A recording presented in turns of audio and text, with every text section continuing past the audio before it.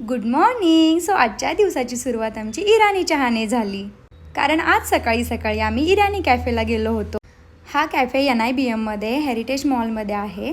इथला इराणी चहा आणि बन मस्का खूप मस्त लागतो. पण आज आम्ही घेतलं होतं चहा आणि चीज चिली टोस्ट, कारण माझं हे फेवरेट कॉम्बिनेशन आहे. NIBM एरियामध्ये तुम्ही जर कधी आलात तर नक्की भेट द्या इथे. ब्रेकफास्ट करून आम्ही जवळच डीमार्टला गेलो, कारण 2-3 वस्तू घ्यायच्या होत्या मला. पण डीमार्टला जाऊन फक्त 2च वस्तू घ्यायच्या, असं होईल का कधी? कोणाकोणासोबत असं होतं की फक्त 2 वस्तू घ्यायला म्हणून जातो डीमार्टला आणि 10 वस्तू घेऊन येतो सोबत.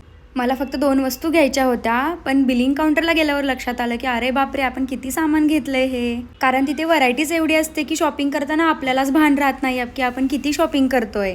बिलिंग करून बाहेर आलो तर समोर दिसलं पॉपकॉर्न. भूक तर अजिबातच नव्हती, पण पॉपकॉर्नचा एवढा छान स्मेल येत होता की ते आम्ही घेतलंच. पॉपकॉर्न खाऊन आलो घरी. Okay, bye bye.